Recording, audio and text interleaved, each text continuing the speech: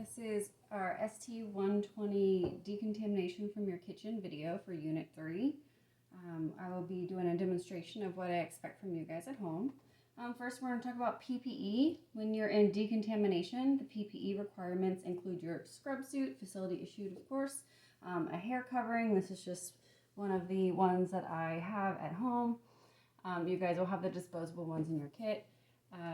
Eye protection, my glasses will work as that. I don't have a face mask with a shield. You guys should have that in your kit. If you don't have one, at least explain that you will need some kind of face shield and covering. Also a water resistant gown. You guys should have that in your kit as well. Be sure that that is covering the front. The long sleeves are preferred. Sometimes you get the ones that are kind of like an apron style in your kit, but in reality in Decontam you're going to have the ones that are long sleeve. We're going to have shoe coverings, and then of course some heavy duty washing gloves. So I'll go ahead and put these on so I can talk to you about my sink setup and the instruments that we have. In my sink setup here, I want you guys to show me your 3 sinks. We're going to have our wash sink, our intermediate rinse sink, and then a final rinse sink, which I just have my brownie pan that is filled with some water to represent our final rinse sink. In the wash sink, we want water that is not just warm or hot, but a specific temperature, and that's going to be according to the IFUs of whatever solution that you're using for cleaning. So let's just say, for example, I'm going to be using Prolistica, which is a protease enzyme solution. And according to my instruments IFUs, that is appropriate for cleaning for this situation. The IFUs for Prolistica state that the water needs to be between 80 and 110 degrees. So that is our temperature range for the water. The instruments also need to soak for a minimum of 2 minutes for it to be fully active. I'm not going to sit here for 2 minutes while the instruments soak, so we'll just pretend that that is happening. But as I'm submerging my instruments, they're going to be in the open position. That way all the water in solution can penetrate every nook and cranny of the instrumentation. We want complete penetration of all the surface area. So this is my cryo clamp that is going in, my straight Mayo scissors, and then I have my Atson Brown tissue forceps and my Yankauer suction tip. Now you guys are expected to have a lumen instrument, such as this Yankauer suction tip, so we can go over how to clean inside of the lumen. Just remember that most of these suction tips will come in multiple pieces. The Yankauer, for example, this tip does disassemble, it comes off. Some of them also have a tip inserted in the back as well. This model does not. It just does come in 2 pieces. Any instrument that comes in multiple pieces, you have to disassemble them before you clean them. That way, again, you're covering all the surface areas of the instruments. So our instruments are going to soak for 2 minutes for the enzyme solution to actually be effective.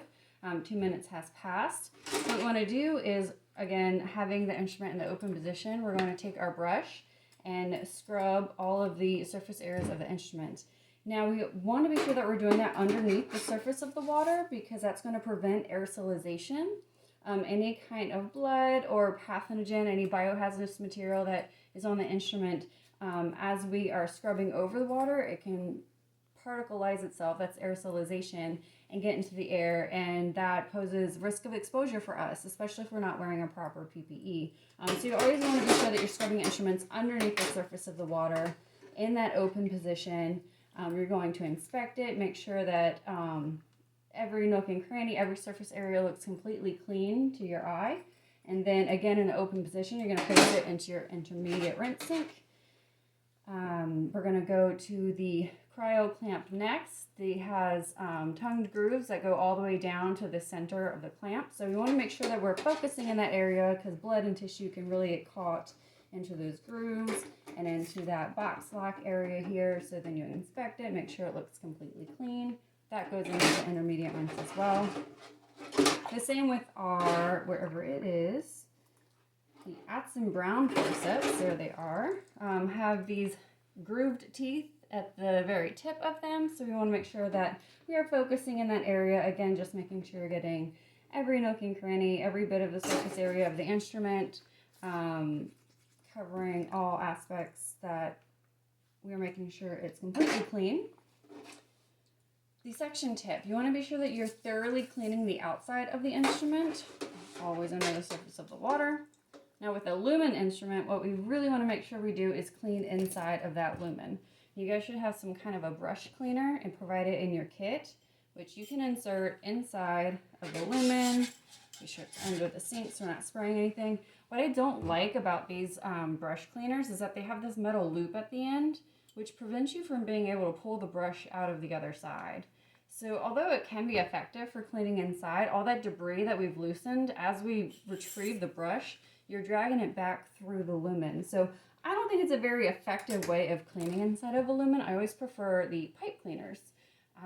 They fit really well inside of a lumen, but to me, the best aspect of it is that you could go in one side and completely out of the other. And that way you're not dragging all of that debris right back through the inside of the instrument. I also don't have a syringe, but when you have syringes in your kits, please include that as well, because what you like to do is soak up some of the sink water and flush it through the lumen so that it comes out clear on the other side. Once it runs clear out of the other end of the instrument, you can be confident that the inside of that lumen is clean and can go to the rinse sink. You want to do the same process for that little tip because you have an inside lumen. Even though it's small, there's still an inside piece of that as well. Be sure that you run that through with the pipe brush or pipe cleaner. Flush it as well with a syringe, and then move on to the next sink. This is our intermediate rinse sink, which is just filled with softened water. That means that we want a very minimum amount of the natural solids and minerals that occur in tap water. We want to reduce that as much as possible. The purpose of this sink is just to remove the remnants of debris from cleaning, also any kind of residue from the detergent or enzymatic solution that we've used. So this is just to get rid of most of that bulk. That's when the final rinse comes in. This water is a more clarified or purified form of water. It should be distilled or reverse osmosis water. Gets rid of all of those solids and minerals that occur naturally in tap. So what we want to do is we place our instruments in there.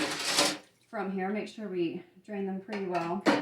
We'll replace them into our final rinse. The purpose of this rinse is to remove these further solids from the cleaning and rinsing process, and it prevents spotting on the instruments, and that's just going to help maintain the surface integrity of the instruments, and it lets them last longer. So that is ideal to have this final treatment. After their final rinse, they can go into a drying rack, or there's other further processing that can be done in decontamination or cleaning. Sometimes instruments will be put into baskets or trays, and after manually cleaning them, they will be put through what is called an ultrasonic cleaner, which uses cavitation to further help with the cleaning process.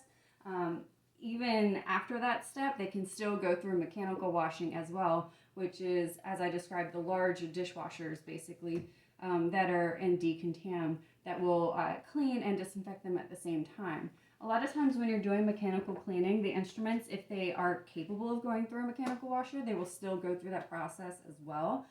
Some instruments such as like light cables or power drills, electrical cords, things like of that nature that are used in the OR cannot be submerged underwater. So they have to be hand cleaned in a specific way, and they will not be able to go through any further mechanical washing such as the washer, such as that. That is all for the manual disinfection stage that I expect you guys to do from your kitchen. Again, I realize you're not going to have the cleaning solutions that we're going to have in Decontam, but notice how I just mentioned a specific enzymatic solution that I use, or you can use a neutral pH detergent. Your book has some good recommendations in that. Be sure you're describing each of the 3 sinks, what kind of water goes in there and why. Be sure that you're mentioning the IFUs. So I notice how this specific solution that I chose has different requirements for the temperature of the water. Now, most solutions will require a water temperature of 80 to 110 degrees, so it's safe for you guys to use that same range for your video. Just note that you are aware that the water needs to be at a specific temperature range depending on the IFUs for your solution. There also needs to be an exposure time. For example, in this video, my instruments needed to be exposed to the solution for a minimum of 2 minutes. So be sure that you're aware of that for your product as well.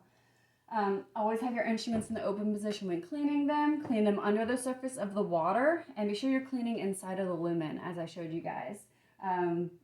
Talk to me about your proper PPE. Even if you don't have all of the examples that you're supposed to be wearing, just as I have a couple of items that are missing, be sure that you're at least telling me what you should be wearing, and you can still get full credit for that. And then remember to tell me about the next steps after manual cleaning. And those are the requirements that's all you need to cover in order to have a successful video for this course. So I hope you guys have fun with it.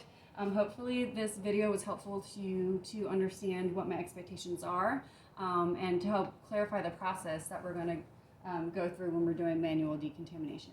So let me know if you have any further questions, and thanks for watching.